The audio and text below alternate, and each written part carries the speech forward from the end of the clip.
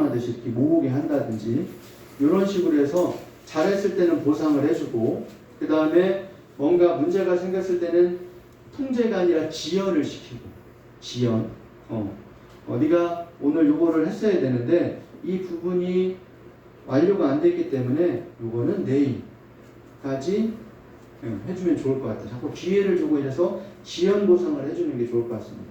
그래서 아동기 때는 뭐 즉각적 보상을 해주라는 사람도 있고 청소년기에는 지연적 보상을 해주라는 경우도 있는데 그거는 개인마다 다릅니다. 그러니까 청소년기에도 보상을 즉각적으로 해줘야 되는 경우들이 있습니다. 그러니까 물질적 보상을 추구하는 아이들이 있고 정서적 보상을 추구하는 아이들도 있습니다. 그러니까 개인의 특성에 따라 좀 더 차이가 있다고 보시면 좋을 것 같습니다. 자, 우리 준영이에 대해서 궁금한 거 있으신가요 혹시?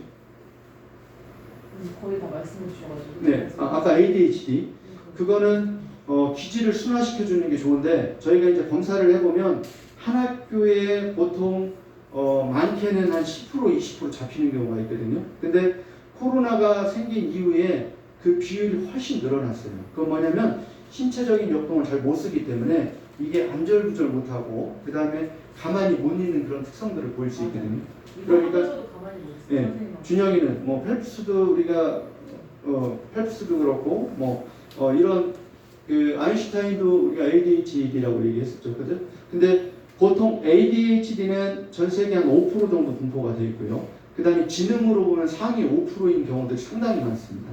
근데 ADHD의 특성을 잘못 이해하시면은 약물을 주게 되는데 항정신성 의약품은 부작용이 좀 따를 가능성이 높습니다. 그래서 이거는 의사하고 만약에 복용을 해야 된다라고 하면 의사하고 충분히 상의를 해야 되는데 제가 대치동에 있을 때는 메틸페니데이트라고 이게 대표적인 ADHD 약이거든요. 근데 이거 주의 집중력 약이라고 한때 유행처럼 아이들이 먹었던 적이 있어요. 근데 이거를 계속 먹게 되면 부작용이 뭐냐면은 자살에 대한 신념들이 자꾸 일어납니다. 그래서 그 친구 같은 경우도 여학생이었는데 수면에 박탈이 생기고 그 다음에 여러 가지 문제가 있는데 학교에 갈 때 엄마가 아침마다 딸은 2알, 아들은 1알 이거를 먹고 가는 거예요. 그러니까 이 아이가 학교에 가서는 집중을 잘하죠. 근데 어떤 순간에 번아웃이 됩니다. 이게. 그 다음에 이 약을 어디서 구했냐고 했더니 아들은 ADHD인데 그 병원의 의사한테 처방받아가지고 더블로 받아가지고 이렇게 먹였던 적이 굉장히 위험합니다. 그러니까 보통 이 어떤 시스템, 신경계의 문제라기보다는 이 양육자의 어떤 환경, 그 개인의 기질적 특성이 강합니다. 그래서 우리 준영이는 운동성 지능을 적극적으로 열어주면 그러면은 그런 기질들이 이렇게 순화가 될 가능성이 매우 높습니다. 지금 계속 머리가 아프다고 했는데 그것도 지가 뭔가 통제가 안 되는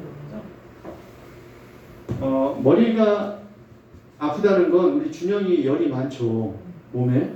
그러니까 열이 많은데 발산이 돼야 되고 발현이 되고 표현이 돼야 되는데 안 되니까 아이들의 신체 증상으로는 엄마 나 머리 아파, 엄마 나 배 아파 똑같거든요. 아이들이 이런 증상으로 나타날 수 있어요. 또 다른 건 없으신가요? 많지만 현재 지금 말씀해 주신 부분 좀 하다 보면 답이 나오지 않을까 싶습니다. 한 3에서 6개월만 해주시면 분명히 변화될 가능성이 매우 좋습니다. 그리고 말투만 조금만 바꾸고 그 다음에 우리 준영이는 뭐가 필요하냐면 스킨십, 안아주는 걸 굉장히 좋아할 거예요.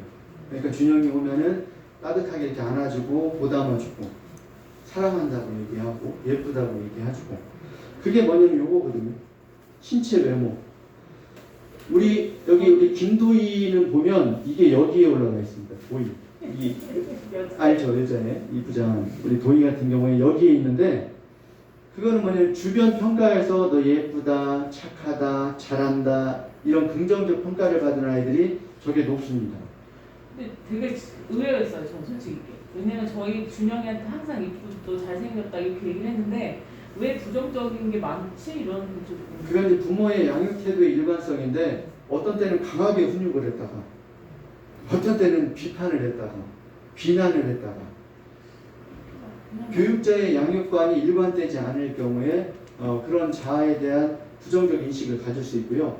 부모님이 아무리 잘해줘도 아이들이 뭐라고 얘기를 하냐면 엄마 아들이니까 엄마 딸이니까 이쁘다고 하지 이렇게 생각하는 경우가 있어요. 그건 것 같아요. 네, 근데 밖에서 선생님들이 너 똑바로 못해, 너 왜 자꾸 그 모양이야, 자꾸 이런 식으로 하면 부모님이 아무리 정서적으로 케어를 해줘 아이 마음속에 이게 상처가 될 수 있습니다.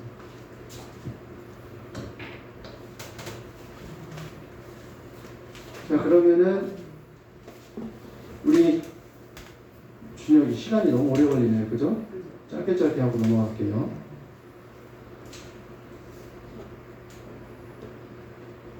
특수 인성 검사는 요즘에 우리가 사회적으로 크고 작은 인성에 대한 문제들이 많이 있지 않습니까? 어제도 보니까 그 남학생들하고 여학생들이 한데 몰려가지고 그 차 뒤에서 이렇게 그 기절 놀이를 하고 있던데. 그리고 성기도 만져가지고 난리던데. 예. 굉장히 그게 큰 문제가 될 수 있는 게 제가 어제 놀란 건 이렇게 기절을 시키는데 얘가 기절을 했는데 그냥 놔버렸어요, 이거를. 그러면 이게 머리부터 떨어지게 되면 이 뇌손상이 올 수 있거든요. 실제 그런 사례가 있습니다. 그렇기 때문에 굉장히 위험한 행동인데 이게 장난이었다고 이렇게 이야기하는 부분을 보고 좀 이렇게 우리 사회의 어떤 폭력성을 다루는 것들을 보면 너무 관대하다 이게. 그죠? 우리 공군 하사도 그렇고 여러 가지 어떤 사회적인 문제들을 보면 너무 관대하다 이게. 엄격한 거는 엄격하게 해야 되는데 관대하다. 계속 이런 문제가 계속 재발하고 있잖아요, 그죠? 그래서 인성검사가 가장 중요합니다, 요즘에. 인성검사는 진급 또는 취업 장려 이런 거에서 요즘에 적극적으로 과거부터 적극적으로 도입이 되는데 이거를 또 역이용하는 사업자들이 있습니다. 인성검사, MMPI를 대표적으로 쓰고 또는 PAI 검사나 이런 걸 대표적으로 쓰는데 근데 이거를 교육시키는 학원이 또 있어요. 그래서 이 사람이 반사회성이 뜨거나 또는 편집증이나 강박증이나 이런 부정적인 정서 기능이 높은 것들을 뜨는 것들을 그거를 훈련을 통해 가지고 이런에 방지하는 거야? 네, 이게 나오지 않게 하는 경우가 있습니다. 그러면 상당히 위험하죠, 그거는. 그래서 여기 보면은 가장 높은 거를 우리 준혁이의 강점으로 보면 애착이 가장 높죠, 그죠? 그러니까 애착이 높다라는 건 뭐냐면 우리 준혁이가 좀 따뜻한 아이다. 네. 근데 동생한테는 엄격하다.